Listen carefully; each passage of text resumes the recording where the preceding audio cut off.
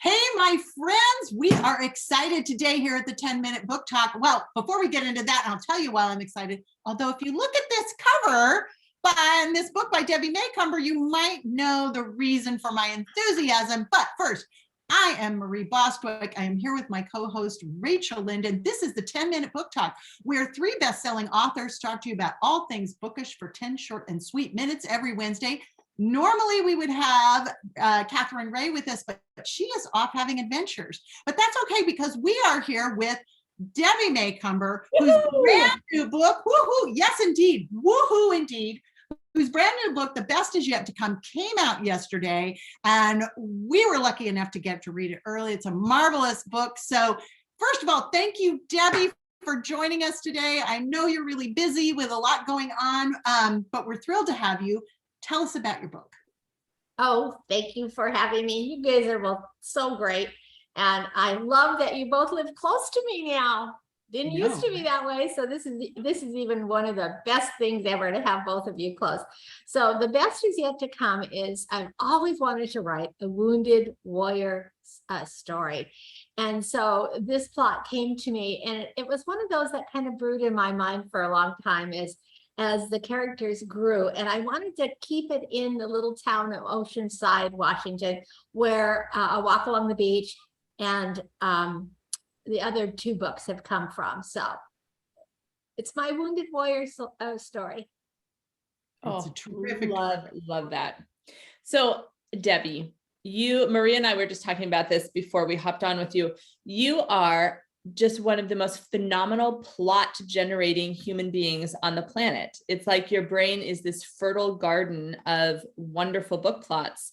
And so we're curious, can you tell us a little bit about your process of coming up with these amazing stories and then bringing them to readers? What's your plotting story process?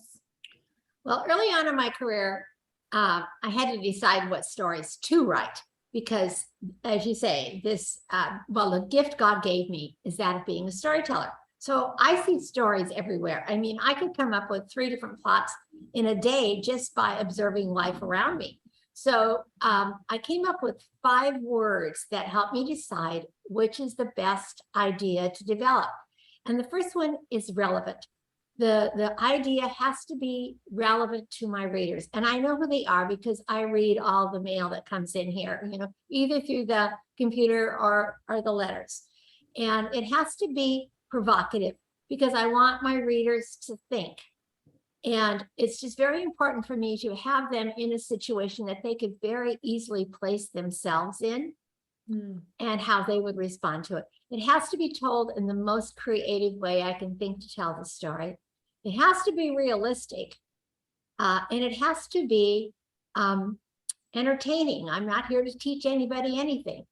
I want, my goal is for them to just get so involved in the story that they can't tear themselves away from it.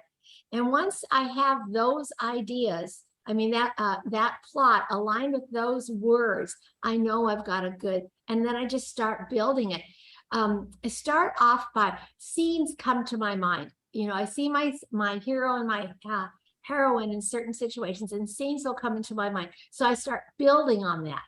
And by the time I start the writing process, I've written the entire synopsis, and every chapter in that book will have a paragraph or longer for that scene. And then when I sit down to write, the synopsis is both my writing tool and my working tool, my selling tool and my working tool. I just take that paragraph, and that's the day I write that scene.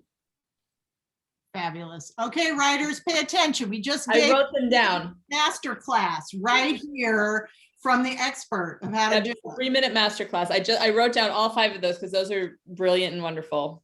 Well, and I think that, I love too that, Debbie, you say you're not here to teach anybody anything, but of course you do teach people things, but your first job is to entertain. And I think that is, true. It's important that a story be entertaining and compelling. And this one certainly is. I'm going to tell a little, I'm not giving anything away, but the 2 main characters there's a woman named Hope. She's a teacher, she's just this lovely, caring, wonderful person. Her students love her. And there's a subplot with a couple of her students that's really has some plot twists and a page turner. I'm not going to give that away. But it opens with, and I think this is a lot of what's driving the through line in the story, with Cade. Cade is a veteran and he's been through a lot. And when the book opens, he's in court because he's had some anger issues. He's gotten himself into a lot of trouble. He could certainly be sentenced to some prison time. And instead, a benevolent judge is trying to give him a second chance. But it's so interesting to me, Debbie, that even though she's trying to do that, Cade is resistant. So I know you have a great heart for veterans.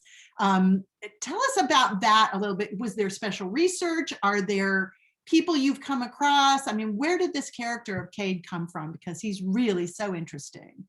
I think it came from my dad, believe it or not, even though my dad's war experiences were from World War II. He was captured and was held in a prisoner of war camp towards the end of the war for the last 6 months of the war.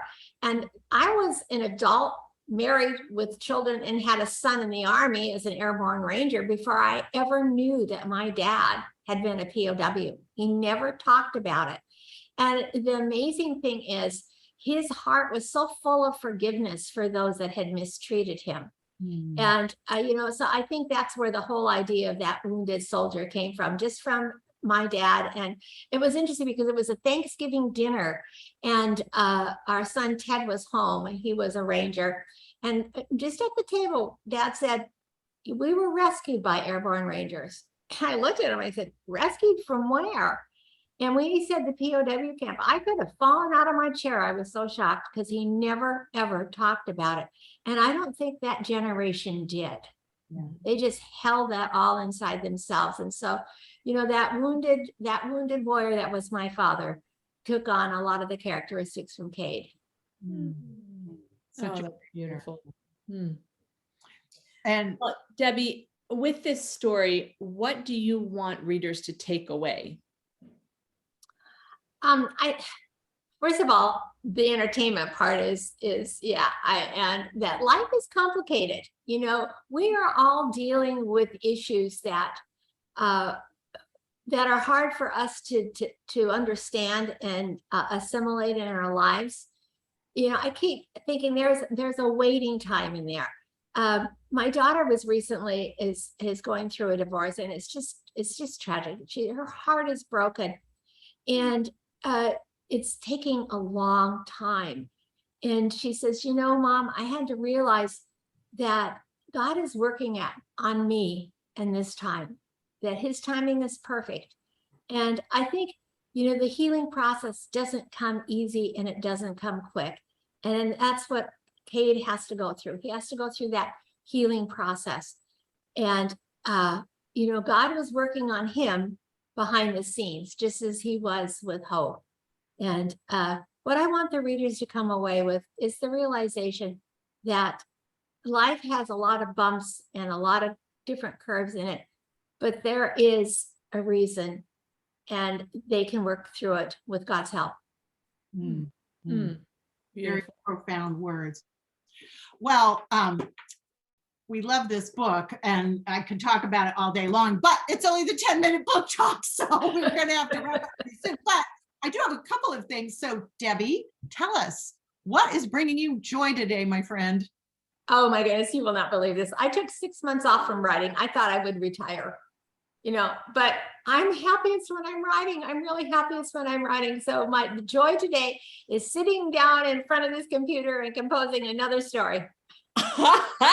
And your readers, you're probably bringing tons and tons of readers a lot of joy with that information as well, because they thought you were retired and you're back. Yeah, that's wonderful. It's absolutely true.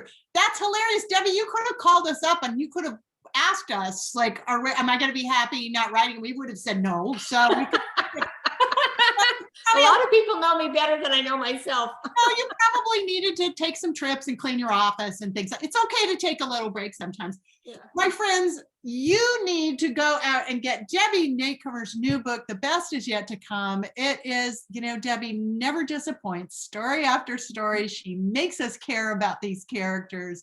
She takes us on a great journey, and she uplifts us and gives us hope. What more could you ask for a book? So Debbie, thank you so much for spending time with us today. Readers, go get this book right away. And we will see you next week on the 10-minute book talk. And do you know why we will? Because we have all the best authors and the best books right here. So we'll see you next Wednesday. Bye. Bye.